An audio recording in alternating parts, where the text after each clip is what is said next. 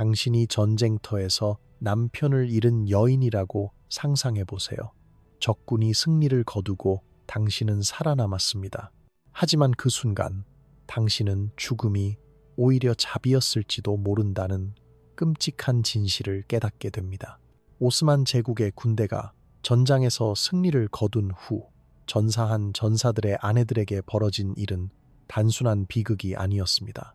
그것은 체계적이고 합법적이며 냉혹하게 조직된 공포였습니다. 칼날이 멈춘 곳에서 진짜 고통이 시작되었고 그 고통은 죽음보다 더 길고 더 깊고 더 잔인했습니다.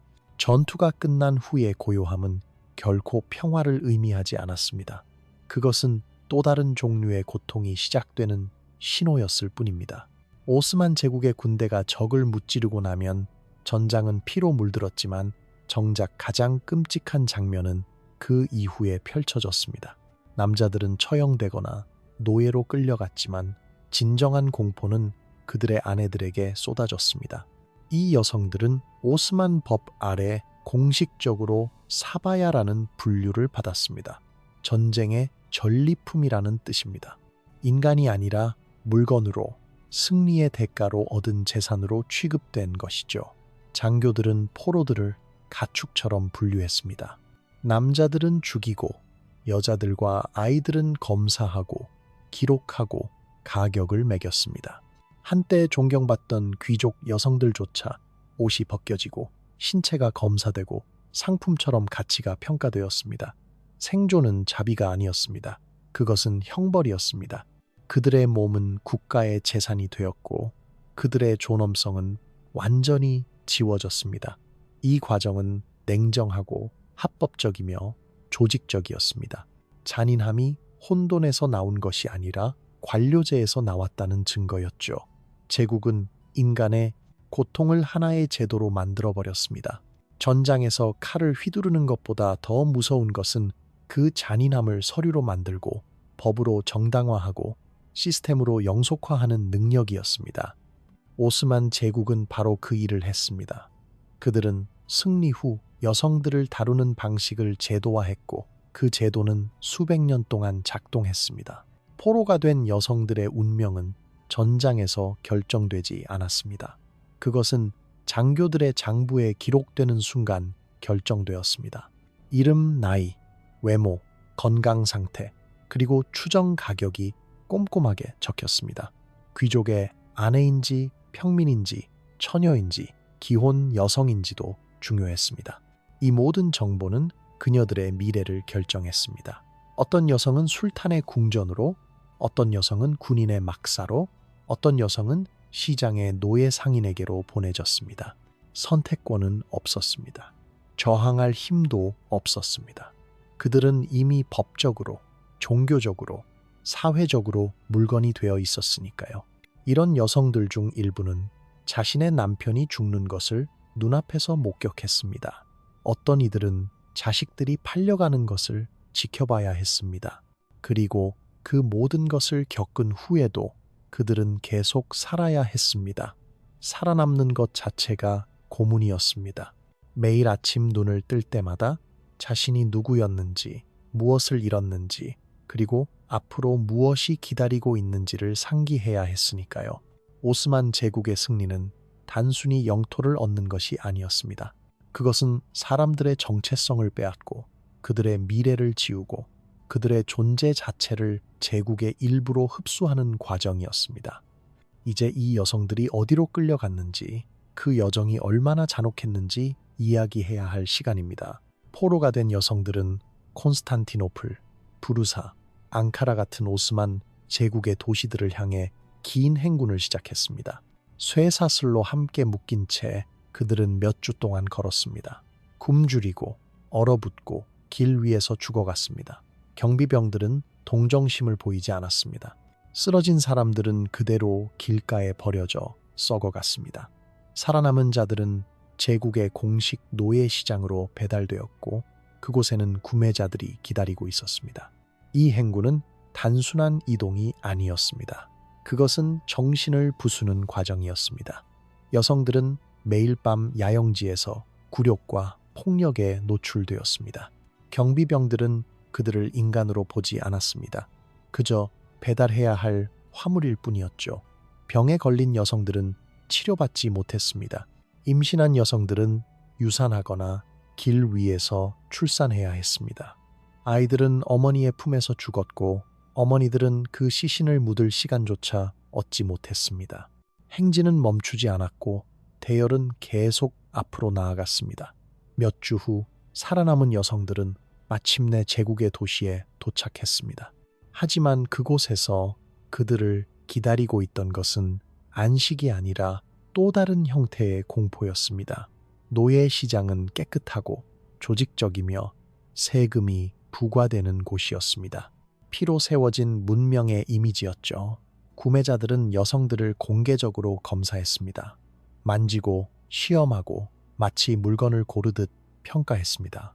가장 아름다운 여성들은 술탄의 궁정을 위해 따로 선별되었습니다. 나머지는 군인들이나 상인들에게 팔려갔습니다. 노예시장의 소리는 제국의 인간 고통의 배경음악이었습니다. 동전이 부딪히는 소리, 서기들이 거래를 기록하는 펜 소리, 경매인들이 가격을 외치는 소리. 이 모든 소리들 사이로 여성들의 침묵이 흘렀습니다. 그들은 울지도 않았습니다. 저항하지도 않았습니다. 그럴 힘이 남아있지 않았으니까요. 그들은 그저 서 있었습니다. 눈은 텅 비어 있고 영혼은 이미 어딘가 다른 곳으로 도망쳐버린 채로. 시장을 방문한 여행자들은 그 질서 정연함에 감탄했습니다. 얼마나 효율적인지, 얼마나 깨끗한지에 대해 기록을 남겼습니다. 하지만 그 질서 속에 숨겨진 비명은 들리지 않았습니다. 구매자들은 신중하게 선택했습니다. 어떤 이들은 가정부를 찾았고 어떤 이들은 첩을 찾았습니다. 부유한 상인들은 여러 명을 한꺼번에 샀습니다. 군인들은 동료들과 함께 돈을 모아 한 명을 공동으로 구매하기도 했습니다. 모든 거래는 합법적이었습니다. 계약서가 작성되고 영수증이 발급되고 세금이 납부되었습니다. 오스만 제국은 인간을 사고 파는 행위를 완벽하게 제도화했고 그 제도는 의심의 여지 없이 작동했습니다. 이것이 바로 제국의 힘이었습니다.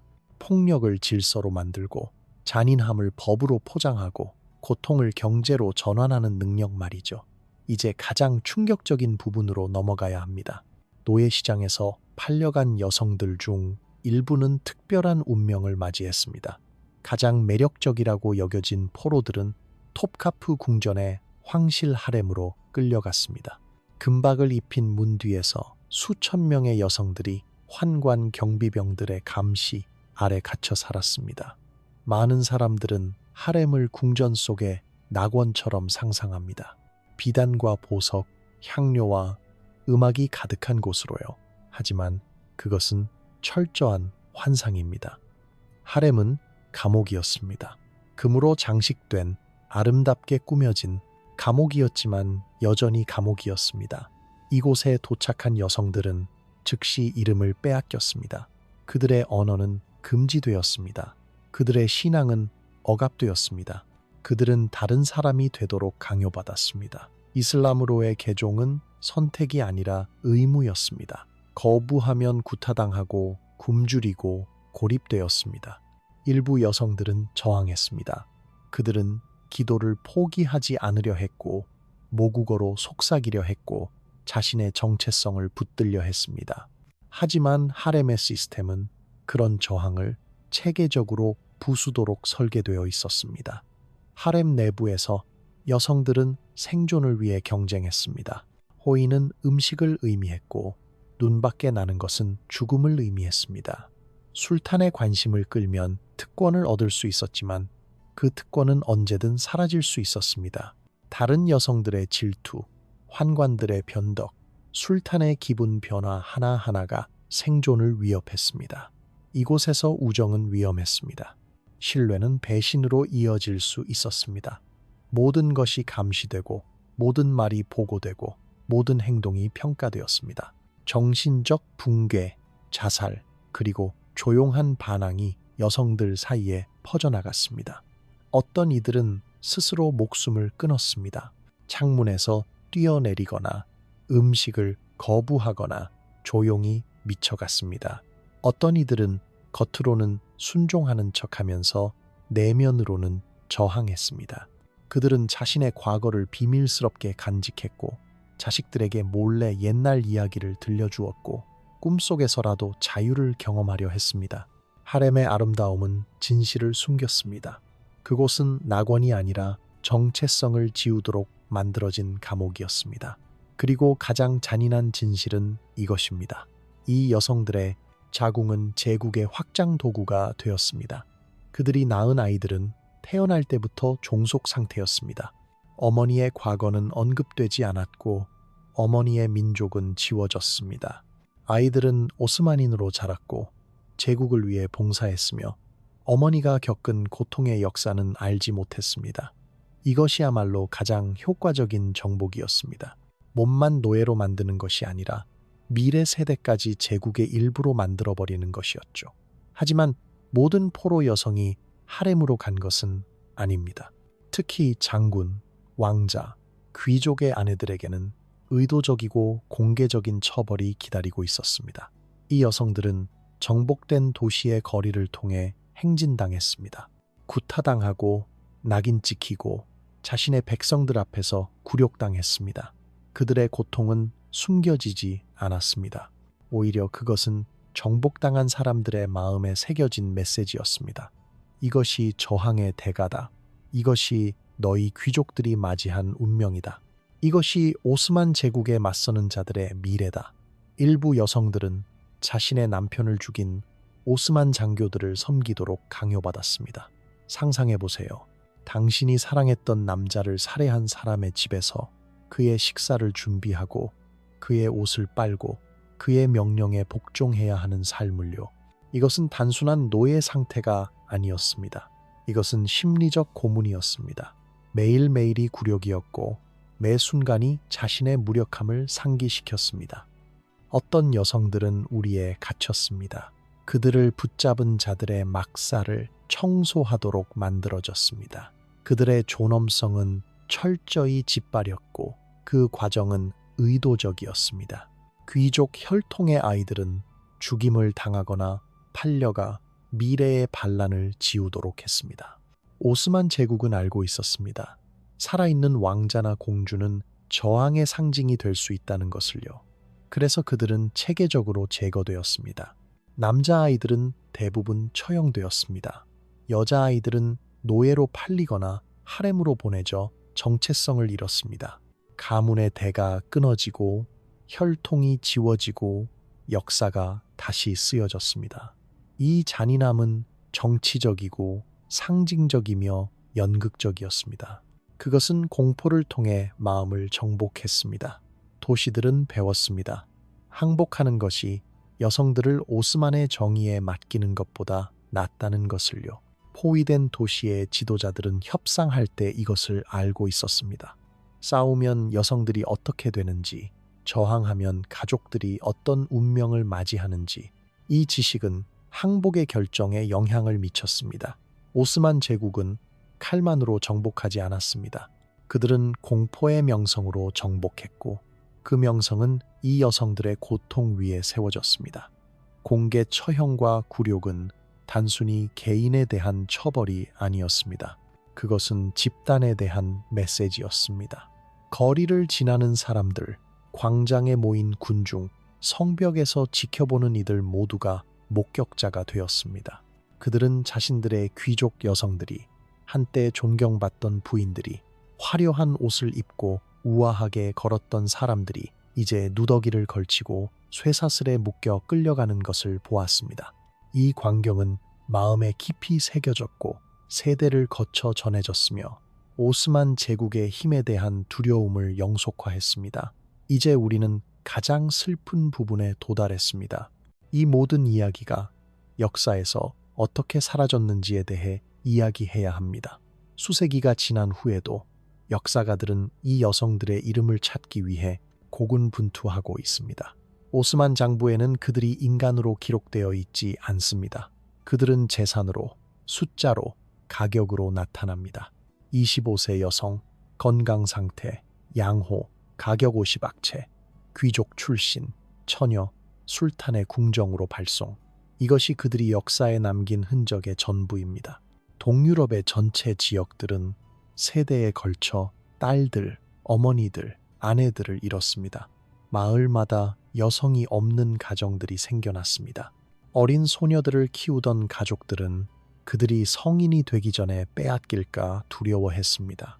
일부 공동체는 딸들을 숨기기 위해 남자아이처럼 키웠습니다. 다른 곳에서는 젊은 여성들을 결혼시키기 위해 서둘렀습니다. 기혼 여성이 처녀보다 덜 매력적이라고 여겨졌기 때문입니다. 하지만 결혼도 보호막이 되지 못했습니다. 우리가 이미 본 것처럼 전사한 전사들의 아내들이야말로 가장 큰 고통을 겪었으니까요. 탈출에 성공한 여성들은 집으로 돌아왔지만 알아볼 수 없을 정도로 변해 있었습니다. 그들이 그리워하던 가족들에게 거부당했습니다. 왜냐하면 그들은 이제 더럽혀진 것으로 여겨졌기 때문입니다. 그들이 이슬람으로 개종했다는 사실은 설령 강제로 이루어진 것이라 할지라도 그들을 배교자로 만들었습니다. 그들이 오스만 남자의 아이를 낳았다면 그 아이들은 공동체에서 받아들여지지 않았습니다. 이 여성들은 두 세계 사이에 갇혔습니다. 더 이상 자신의 민족의 일부가 아니었지만 결코 진정으로 오스만인이 될 수도 없었습니다. 그들의 트라우마는 마을, 신앙, 문화를 수세기 동안 형성했습니다. 발칸 반도의 민요에는 오스만 군대에게 끌려간 여성들에 대한 슬픈 이야기가 담겨 있습니다. 종교, 의식에는 노예 상태에서 벗어나기를 기도하는 내용이 포함되었습니다. 어머니들은 딸들에게 오스만 군인들을 피하는 방법을 가르쳤습니다. 이 집단적 기억은 세대를 거쳐 전해졌고 오스만 제국에 대한 두려움과 증오는 오늘날까지도 일부 지역에서 느껴집니다. 초기 역사가들은 오스만의 힘을 찬양하면서 그 힘의 기반이 된 고통을 무시했습니다. 그들은 위대한 술탄들, 화려한 정복, 장엄한 건축물에 대해 썼습니다. 하지만 그 영광의 그림자에 숨겨진 수백만 명의 여성들에 대해서는 침묵했습니다. 그들의 이야기는 각주로, 짧은 언급으로 또는 완전히 생략되었습니다. 왜냐하면 역사는 승자들에 의해 쓰여지기 때문입니다. 그리고 승자들은 자신들의 승리가 어떤 대가를 치렀는지 기록하는데 관심이 없었습니다. 현대 연구만이 진실을 드러내기 시작했습니다. 노예 제도와 강제 개종이 예외가 아니라 정책이었다는 것을요. 오스만 제국의 확장은 단순히 영토를 얻는 것이 아니라 인구를 흡수하고 정체성을 지우고 문화를 변형시키는 것이었습니다. 그리고 그 과정의 중심에는 이름 없는 여성들이 있었습니다. 역사가 기억하기를 거부한 여성들, 장부에는 숫자로만 나타나는 여성들, 무덤조차 표시되지 않은 여성들이 있었습니다. 이 여성들의 침묵은 그들의 마지막 증언이 되었습니다. 시간을 가로질러 울려 퍼지는 증언으로서 제국의 가장 강력한 무기가 바로 지우기였다는 증거로서 남아 있습니다. 그들은 이름을 빼앗겼지만 그들의 고통은 지워지지 않았습니다. 그것은 민요에, 가족의 기억에, 집단적 트라우마에 새겨져 있습니다. 오늘날 우리가 오스만 제국의 역사를 공부할 때 우리는 웅장한 모스크와 강력한 군대를 봅니다. 하지만 그 영광의 기반을 자세히 들여다보면 우리는 수백만 명의 여성들의 뼈를 발견하게 됩니다. 이름도 목소리도 없지만 여전히 거기 있는 여성들의 뼈를요. 그들의 이야기는 단순히 과거의 비극이 아닙니다. 그것은 권력이 어떻게 작동하는지, 정복이 진정으로 무엇을 의미하는지, 그리고 역사가 누구의 이야기를 기억하고 누구의 이야기를 잊기로 선택하는지에 대한 교훈입니다. 오스만 제국은 무너졌습니다. 그들의 궁전은 박물관이 되었고 그들의 군대는 역사책의 한 페이지가 되었습니다. 하지만 그들이 만든 고통은 여전히 울림을 남기고 있습니다. 왜냐하면 트라우마는 세대를 넘어 전해지고 침묵은 가장 큰 소리로 외치며 지워진 이름들은 우리가 기억하기를 요구하기 때문입니다. 이 이야기를 듣고 있는 여러분에게 부탁드립니다. 이 여성들을 기억해 주세요. 그들의 이름을 알지 못하더라도 그들의 고통을 인정해 주세요. 역사책이 그들을 숫자로 기록했을지라도 우리는 그들을 인간으로 기억할 수 있습니다. 그들은 사랑했고, 꿈을 꾸었고, 가족이 있었고, 미래를 계획했습니다. 그리고 그 모든 것이 하루아침에 빼앗겼습니다. 전쟁터의 칼날이 아니라 승리 후의 시스템에 의해서 말이죠. 오늘날 우리가 제국의 역사를 낭만화할 때 우리는 이 여성들을 다시 한번 지우는 것입니다. 우리가 정복을 영광으로, 확장을 위대함으로, 권력을 성취로 포장할 때 우리는 그 성공의 대가를 치른 사람들을 잊어버립니다. 오스만 제국만의 이야기가 아닙니다. 역사 속 모든 제국, 모든 정복자, 모든 승리의 그림자에는 이름 없는 희생자들이 있습니다. 하지만 오스만 제국의 경우 그 시스템의 잔인함은 특히 체계적이었고 특히 합법화되었으며 특히 오랫동안 지속되었습니다. 이 이야기가 불편하다면 그것은 정확히 그래야 하기 때문입니다. 역사는 항상 편안해야 하는 것이 아닙니다. 때로는 우리를 불편하게 만들고 우리에게 어려운 질문을 던지고 우리가 당연하게 여기는 것들을 재고하도록 강요해야 합니다. 오스만 제국의 여성 포로들의 이야기는 우리에게 묻습니다. 누구의 목소리가 역사에 기록되는가? 누구의 고통이 중요하다고 여겨지는가? 그리고 우리는 과거를 기억할 때 무엇을 선택하고 무엇을 무시하는가? 연구자들이 오스만 기록 보관소를 뒤질 때 그들은 때때로 놀라운 것을 발견합니다. 여백에 적힌 메모, 공식 문서에 숨겨진 한 줄, 또는 개인 일기에 나타나는 언급, 이런 파편들을 통해 우리는 이 여성들의 삶을 엿볼 수 있습니다. 한 기록은 하렘에서 자살한 여성을 언급합니다. 그녀의 이름은 기록되지 않았지만 그녀가 끊임없이 울었다는 것과 고향을 그리워했다는 것이 적혀 있습니다. 다른 문서는 노예 시장에서 구매를 거부당한 여성을 기록합니다. 왜냐하면 그녀가 너무 슬퍼 보여서 매력적이지 않다고 여겨졌기 때문입니다. 이런 작은 세부 사항들은 우리에게 그들이 실제로 존재했다는 것을, 그들이 느꼈다는 것을, 그들이 고통받았다는 것을 상기시킵니다. 어떤 여성들은 저항의 작은 행동들을 통해 자신의 정체성을 지키려 했습니다. 그들은 모국어로 된 노래를 속삭이거나 비밀리에 자신의 신앙을 유지하거나 자식들에게 진짜 이름을 조용히 알려주었습니다. 이런 행동들은 위험했습니다. 발각되면 처벌을 받았습니다. 하지만 그들은 그것을 했습니다. 왜냐하면 그것이 그들에게 남은 유일한 것이었기 때문입니다. 자신이 누구인지에 대한 작은 주장, 완전히 지워지는 것에 대한 거부였습니다. 몇몇 운 좋은 여성들은 결국 탈출하거나 해방되었습니다. 어떤 이들은 주인이 죽은 후 자유를 얻었습니다. 다른 이들은 몸값이 지불되어 가족에게 돌아갈 수 있었습니다. 하지만 자유가 치유를 의미하지는 않았습니다. 그들이 겪은 트라우마는 평생 지속되었습니다. 그들 중 많은 이들이 자신의 경험에 대해 결코 말하지 않았습니다. 수치심 때문에, 고통 때문에, 또는 아무도 믿지 않을 것이라는 두려움 때문에. 그래서 그들의 이야기는 그들과 함께 묻혔고 역사는 조금씩 더 가난해졌습니다. 하지만 일부 이야기는 살아남았습니다. 구전 전통을 통해, 가족의 기억을 통해, 그리고 용감하게 증언을 기록한 소수의 사람들을 통해서 말이죠. 17세기의 한 이탈리아 수녀는 오스만 포로 상태에서 탈출한 여성들을 위한 피난처를 운영했습니다. 그녀는 그들의 이야기를 기록했고 그 기록은 오늘날까지 남아 있습니다.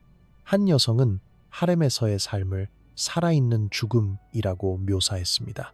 다른 여성은 노예 시장에서의 굴욕을 영혼이 몸에서 분리되는 것이라고 설명했습니다.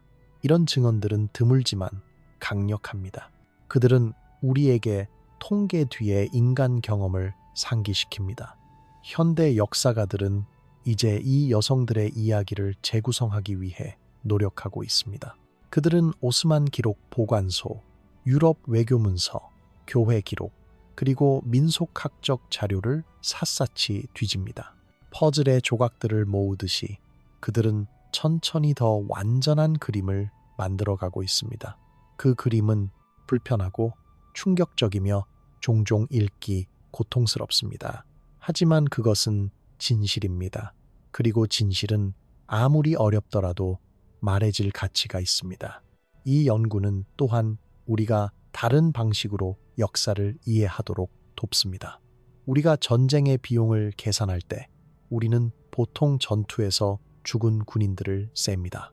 하지만 진짜 비용은 훨씬 더 높습니다. 그것은 노예가 된 여성들, 파괴된 가족들, 지워진 정체성들, 그리고 세대에 걸쳐 전해진 트라우마를 포함합니다. 오스만 제국의 정복은 단순히 영토를 얻은 것이 아니었습니다. 그것은 인구 통계학적 변화를, 문화적 제노사이드를, 그리고 셀 수 없는 개인적 비극들을 의미했습니다. 그렇다면 우리는 이 역사를 어떻게 다루어야 할까요? 첫째, 우리는 기억해야 합니다. 완전한 진실을 불편한 부분까지 포함해서 말이죠. 둘째, 우리는 인정해야 합니다. 제국의 영광이 개인의 고통 위에 세워졌다는 것을요. 셋째, 우리는 배워야 합니다. 역사는 반복되고 권력의 남용은 계속됩니다. 과거를 이해함으로써 우리는 현재를 더 잘 인식할 수 있습니다. 오늘날에도 세계 곳곳에서 전쟁은 여성들에게 불균형적인 영향을 미칩니다. 성폭력은 전쟁의 무기로 사용됩니다. 여성들은 난민이 되고 가족과 분리되고 착취에 취약해집니다. 오스만 제국의 사바야 시스템은 역사에 속하지만 그것이 대표하는 원칙들, 즉 여성을 전리품으로 취급하는 것, 정복의 일부로 정체성을 지우는 것, 그리고 폭력을 제도화하는 것은 여전히 우리와 함께 있습니다. 과거를 연구하는 것은 단순히 학문적 연습이 아닙니다. 그것은 현재를 이해하고 더 나은 미래를 만들기 위한 도구입니다. 우리는 또한 침묵의 공모에 대해 생각해야 합니다. 역사가들이 이 이야기들을 무시했을 때 그들은 단순히 누락한 것이 아니라 적극적으로 지우는데 참여한 것입니다. 우리가 제국의 역사를 영광스러운 정복의 이야기로만 가르칠 때 우리는 그 정복의 희생자들을 다시 한번 보이지 않게 만듭니다.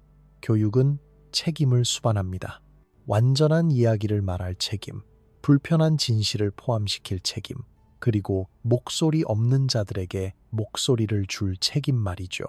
이 여성들의 후손들, 그들이 오스만 가족에게서 태어났든 탈출 후 자신의 공동체로 돌아가서 태어났든 오늘날 우리 사이에 살고 있습니다. 그들은 이 역사를 물려받았고 때로는 그것을 알지 못한 채로 말이죠. 발칸 반도, 중동, 북아프리카, 그리고 코카서스 전역에서 가족들은 오스만 제국 시대로 거슬러 올라가는 복잡하고 종종 고통스러운 역사를 가지고 있습니다. 이 역사를 밝히는 것은 치유의 한 형태가 될 수 있습니다. 오랫동안 숨겨진 것을 인정하고 말할 수 없었던 것에 이름을 붙이는 것이죠.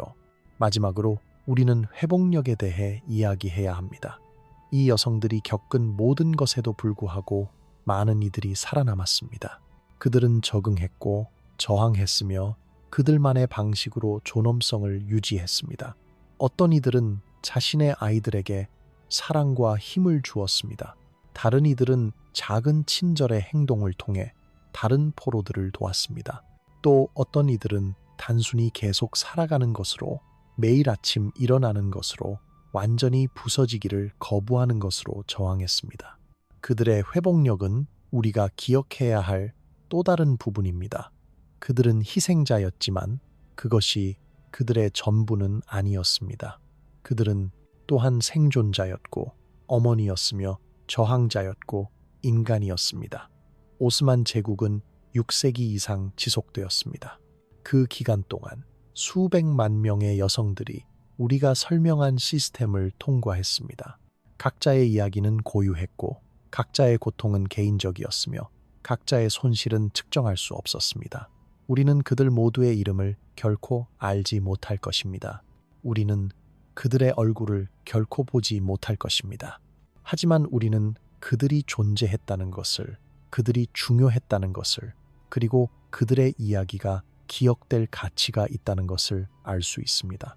역사는 단순히 과거에 일어난 일들의 기록이 아닙니다. 그것은 우리가 누구인지, 우리가 어디서 왔는지, 그리고 우리가 어디로 가고 있는지에 대한 대화입니다. 오스만 제국의 여성 포로들의 이야기를 포함시킴으로써 우리는 그 대화를 더 풍부하고 더 정직하며 더 완전하게 만듭니다. 우리는 과거의 복잡성을 인정하고 권력의 현실을 직시하며 종종 잊혀진 사람들의 인간성을 존중합니다. 이 이야기를 끝내면서 저는 여러분이 이것을 단순히 충격적인 역사적 사실로만 받아들이지 않기를 바랍니다. 대신 이것이 우리에게 질문을 던지게 하세요. 오늘날 누구의 목소리가 들리지 않는가? 누구의 고통이 무시되고 있는가? 우리는 권력과 정복 그리고 제국에 대한 이야기를 어떻게 말하고 있는가? 그리고 우리는 미래 세대에게 어떤 역사를 남기고 싶은가? 만약 이 영상이 여러분에게 울림을 주었다면 과거의 이야기들을 계속 전하기 위해 좋아요와 구독 버튼을 눌러주세요. 이런 잊혀진 역사, 불편하지만 중요한 진실들을 함께 발굴하고 기억하는 것이 우리의 책임입니다. 채널, 멤버십 프로그램에 가입하시면 새로운 영상을 먼저 보실 수 있고 이 채널이 계속해서 역사의 어두운 구석을 밝히는 작업을 지원하실 수 있습니다. 여러분의 생각을 댓글로 공유해 주세요.